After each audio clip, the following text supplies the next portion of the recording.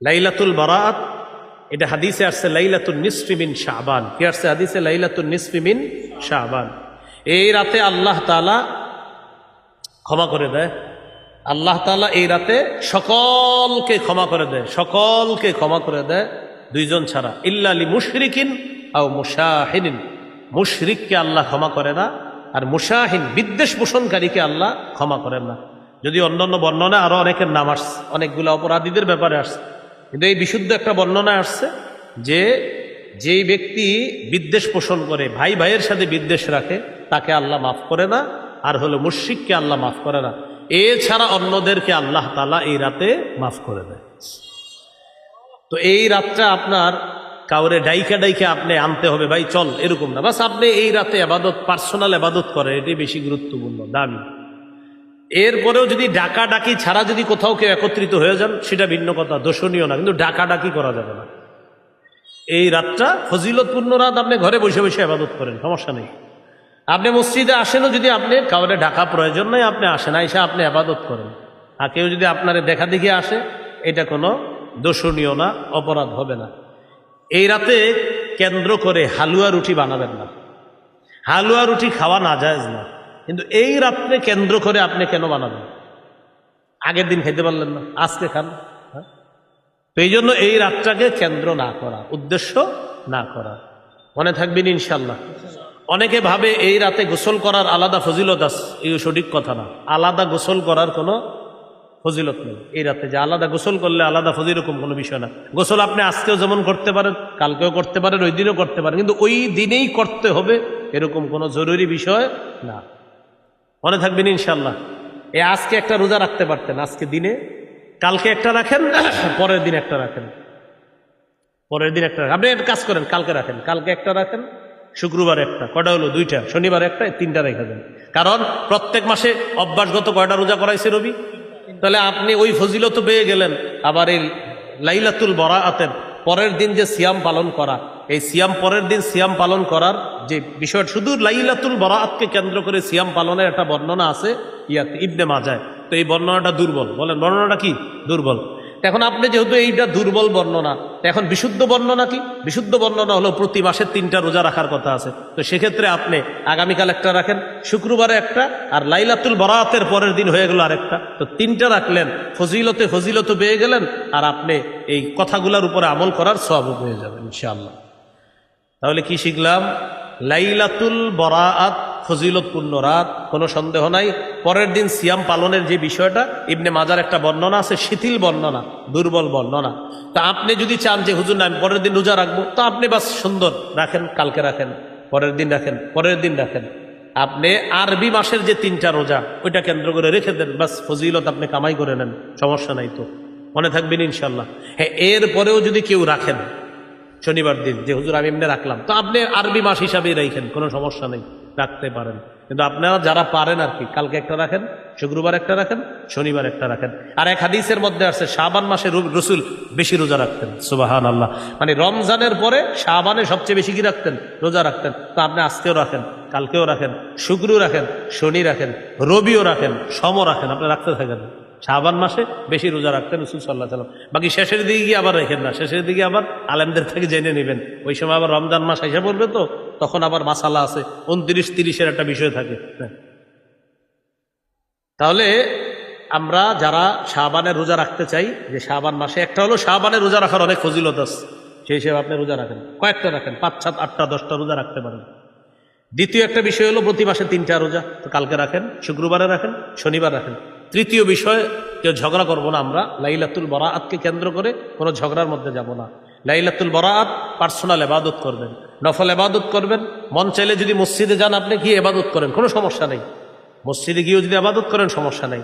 আর এলাকায় হয়তো আপনারা মাইকে বয়ান করেন, বেশি বয়ান দরকার নাই। লাইলাতুল বারাআতে বাস সামান্য কিছু, যদি আপনি একান্ত কিছু বলতে হয়, জাতিকে বলে দেন, ভাই আপনারা ইবাদত করেন, নফল নামাজ পড়েন, আপনারা বেশি বেশি জিকির করেন, বাস এতটুকু বলে দেন। এরপরে মানে এটা ইবাদতের রাত হিসাবেই রাখা, কথা কম বলা, ইবাদত বেশি করা, বাস।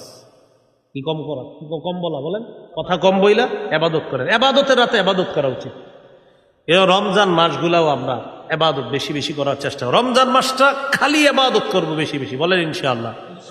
আর যদি বলতেই হয় বলেন, যদি বলতেই হয় বলেন, মুখে যদি কিছু আনতেই হয় বলেন, লা ইলাহা ইল্লাল্লাহ এটা আনবো বলেন, সুবহানাল্লাহ, আলহামদুলিল্লাহ, আল্লাহু আকবার বলেন। কথা বলতে মন চাইলে সুবহানাল্লাহ পড়বো, আলহামদুলিল্লাহ পড়বো। যেহেতু আপনার মুখ কিলবিল করতেছে তো পড়েন না এটা, হ্যাঁ সুবহানাল্লাহ পড়েন। রমজানে আমরা খালি মন চাইতেছে কথা বলতে, সুবহানাল্লাহ পড়েন। হুজুর না এখন মন চাইতেছে আরো কিছু করতে, কোরআন খুলে পড়া শুরু করেন, সমস্যা নেই, কথা বেশি বললেন না। রমজান মাসে শুধু ইবাদত করবেন বেশি, হ্যাঁ বলেন ইনশাআল্লাহ। আল্লাহ তৌফিক দান করেন। সুবহানাল্লাহি ওয়া বিহামদিহি, সুবহানাকাল্লাহুম্মা ওয়া বিহামদিকা, আশহাদু আল্লা ইলাহা ইল্লা আনতা, আস্তাগফিরুকা ওয়া আতুবু ইলাইক। নামাজের পর বুখারী কাশিয়া নিশাব আসবে ইনশাআল্লাহ, আমরা সবাই থাকবো, আলোচনা শুনবো ইনশাআল্লাহ।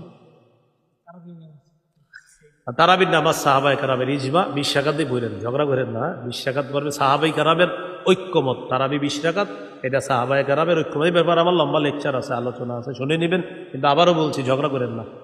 সাহাবায়ে কেরামের ইজমা, ইজমা মানে ঐক্যমত। তারাবি 20 রাকাতের ব্যাপারে কি সাহাবায়ে কেরামের ঐক্যমত আছে। 20 রাকাতই পড়েন, হ্যাঁ ইনশাআল্লাহ 20 রাকাত পড়েন, ঠকবেন না, 20 রাকাতই পড়েন। এটা সাহাবায়ে কেরামের ঐক্যমত। রমজান মাস আসলেই ইবলিস তো রমজানে থাকবে না, এই জন্য আগে থেকে আমাদেরকে মনে করেন ইবলিস পুরা কিছু বিষয় নিয়ে আসে আমাদের সামনে রমজানের আগে, আইনা বুঝায় রমজান মাস তোদেরকে রেখে গেলাম আমি। এই জন্য দেখবেন রমজান মাসে আপনি দিনের বেলা তেলাওয়াত করবেন বসে বসে, হঠাৎ একজন আপনার পাশে এসে বসবে, বৈশা হঠাৎ আপনারা বলবে, ভাই কি অবস্থা, আচ্ছা কি দরকার আছে আপনি হ্যাঁ এটা জিজ্ঞাসা করে, এখন হ্যাঁ তেলাওয়াত করতেছ। তো এটা বলার পরে আপনি বলবেন কি ভাই একটু দাঁড়ান, মানে ওনার নিয়ত ছিল যে আমি 3 পারা পড়বো, কয় পারা? এখন উনি 1 পারা পড়ার পরে ওই যে পাশে একজন এসে বইছে না, পরে কয় ভাই একটু দাঁড়ান। 1 পারা পড়ার পরে কোরআন বন্ধ করে বলতেছে, বলেন কি বলবেন? কয় কি অবস্থা, কেমন চলতেছে, রোজা রাখছেন? আলহামদুলিল্লাহ রাখছি। তারাবি পড়ছেন? হ্যাঁ। কয় রাকাত পড়ছেন? আচ্ছা আপনি এটা কি দরকার ছিল এরা এসে জিজ্ঞাসা করা? রমজান মাসের দিনের বেলা বেড়ায় তো 3 পারা পড়তো, এই যে আপনি আইসা ডিউটিটা পালন করতেছেন কার? ওই যে যিনি রেখে গেছে, ওনারে তেলাওয়াত করতে দেন, উনি তো এটা ভালো কাজে আছে, কেন ওনার সাথে এসে কথা বলা শুরু করলেন? আপনারা একটু বুঝান আমারে, যে উনি যে তেলাওয়াত করতেছিল এটা কি কেউ বলবে এটা কোনো অন্য কাজ? আর তেলাওয়াতের কাজটা এটা শ্রেষ্ঠ একটা কাজ না? তো কি দরকার ছিল ওনার পাশে গিয়ে আপনার বসা? আমারে বুঝান। এক ব্যক্তি মসজিদে বসে বসে তাসবিহ পড়তেছে, আস্তাগফিরুল্লাহ আস্তাগফিরুল্লাহ আস্তাগফিরুল্লাহ, পাশে গিয়ে আসসালামু আলাইকুম। কেন আপনি সালামটা একটু পরে দিতে পারলেন? ওনারা দেন, জিকির করতে দেন। এই এক অসুস্থতা আমাদের মধ্যে। আজকে মাগরিবের পরে তেলাওয়াত করতেছে একটা ছেলে এখানে বসে, এর মধ্যে আমার গিয়ে আপনারা 5-6 জন সালাম দিতেছেন, কি একজন না তেলাওয়াত করতেছে, কেন আমার সালাম দিচ্ছেন গিয়ে? বারবার এমন করতেছে, বুঝতেছে না হুজুর আপনার মুসাফা করবো, আর একজন তো তেলাওয়াত করতেছে। আপনার তেলাওয়াতের সময় কি দরকার আছে আমার সাথে মুসাফা করা? এখন শোনেন তেলাওয়াত, কষ্ট নিয়েন না। আজকে যে তেলাওয়াত হইলো যখন, অনেকে আমার সাথে মুসাফা করে, কেন আপনি মুসাফা করার সুযোগ পান কিভাবে? ওই সময় তো তেলাওয়াত, আমিও শুনবো আপনিও শুনবেন না। হুজুর আপনি তো হুজুর, তো আমি হুজুরই শিখেছি, তেলাওয়াত করতেছে না, কোরআন শ্রেষ্ঠ কাজ চলতেছে, ওই হিসেবে মুসাফা করতেছেন কেন? এটা আমি এই জন্য বললাম, কোরআন তেলাওয়াত যখন চলবে হুজুরে এটাও জিজ্ঞেস করেন না হুজুর কেমন আছেন, হুজুরও তেলাওয়াত শুনবে, আপনিও শুনবেন, জিজ্ঞাসা করবেন না। কোরআনের নির্দেশ, ইদা কুরিআল কোরআন, যখন কোরআন তেলাওয়াত করা হয়, পড়া হয়, ফাসতামিউ লাহু, কান পেতে শুনবা, ওয়ানসিতু, চুপ থাকবা। তো আমি আপনি চুপ থাকলাম কই? আসসালামু আলাইকুম, কেমন আছেন? হাত মুসাফাটা করেন, আসসালামু আলাইকুম, ভালো আছেন, এটা কি চুপ থাকা হইলো? আর বলো চুপ থাকা হয়েছে? তো এই না কোরআন তেলাওয়াত করতেছে। এই জন্য কোরআন তেলাওয়াত যখন শুরু হবে কোনো মাহফিলে, বাস আপনারা আমার মহব্বতের, আমিও আপনাদের মহব্বতের দাবি, কোনো মাহফিলে তেলাওয়াত শুরু হলে যে যেখানে থাকবেন ওই অবস্থায় তেলাওয়াত শুনতে যাবেন, বাস শুনতে থাকবেন। কেউ যদি সালামও তেমন করবেন, এই যে ভাই মানে বুঝাইবেন তেলাওয়াত চলতেছে, পারবো তো ইনশাল্লাহ। এই সবচেয়ে গুরুত্ব দেওয়া এই বিষয়গুলো, আল্লাহ তৌফিক দান করেন। তাহলে এই রমজানটা কেন্দ্র করে আজকে থেকে আপনারা প্রতিজ্ঞা করেন যে ইনশাল্লাহ আমি, আল্লাহ যেন আমার শাবানে বরকত দেয়, আর রমজান পর্যন্ত যদি আল্লাহ আমার যেন হায়াত তৈয়বা দান করেন, দোয়া করবেন প্রত্যেকে। এরপরে আপনি নিয়ত করে ফেলবেন না আজকে থেকে আমি অনর্থক কথা বলা ছেড়ে দিব, কারণ অভ্যাস যদি থাইকা যায়, ওই যে বলছি আগে, অভ্যাস থাকলে রমজানেও থেকে যাবে। আজকে থেকে অভ্যাস করেন, আমি আজকে থেকে অনর্থক কথা বলবো না, আজকে থেকে আমি ঝগড়া করব না, আজকে থেকে আমি নফল নামাজ বেশি পড়বো, আজকে থেকে আমি টিভি রিমোটটা হাতে নিব না, আজকে থেকে আমি মোবাইলটা কম চালাবো। অভ্যাস যা করবেন রমজানে গিয়ে সেটা থাকবে। বুঝে আসছেন ইনশাল্লাহ? অনেকে কি করে, ভাই রমজান রাইসা পড়তেছে, যা করার কইরলই, মানে রমজান আর করবে না, এইরকম করেন না। আজকে থেকেই গুনাহ ছেড়ে দেন, যে আজকে থেকে আমি অনর্থক কথা বলবো না, আজকে থেকে আমি মোবাইল বেশি চালাবো না, আজকে থেকে আমি টিভি রিমোট হাতে নিব না, আজকে থেকে আমি নফল বেশি পড়বো, আমি শাবান মাসে কিছু বেশি রোজা রাখার চেষ্টা করব। অভ্যাসটা ভালো করেন, রমজানে গিয়ে ভালো অভ্যাসটা থেকে যাবে ইনশাআল্লাহ। আল্লাহ তৌফিক দান করেন। সুবহানাল্লাহি ওয়া বিহামদি, সুবহানাকাল্লাহুম্মা বিহামদিকা, আশহাদু আল্লা ইলাহা ইল্লা আনতা, আস্তাগফিরুকা ওয়া আতুবু ইলাইক। আমিন ওয়া আখিরু দাওয়ানা আলহামদুলিল্লাহি রাব্বিল আলামিন। ওই মিম্বরের আমানত যাদের লাগবে গাড়ি থেকে সংগ্রহ করে নেন, পড়েন, এগুলো পড়েন, রমজান মাসে পড়েন, কাজে লাগবে। 1 থেকে 8 খণ্ড মিম্বরের আমানত। প্রথম খণ্ডে সন্তানের 64টা অধিকার, দ্বিতীয় খণ্ডে শিরিক বেদাত, তৃতীয় খণ্ডে হালাল হারাম, চতুর্থ খণ্ডে স্বামী স্ত্রীর অধিকার, পঞ্চম খণ্ড লা ইলাহা ইল্লাল্লাহর ব্যাখ্যা, ষষ্ঠ খণ্ড নামাজ সম্পর্কে আলোচনা, সপ্তম খণ্ড মাসালা মাসাইল, অষ্টম খণ্ড মাসালা মাসাইল, সপ্তম খণ্ড পাকনা পাকির মাসালা, অষ্টম খণ্ডে নামাজের মাসালা।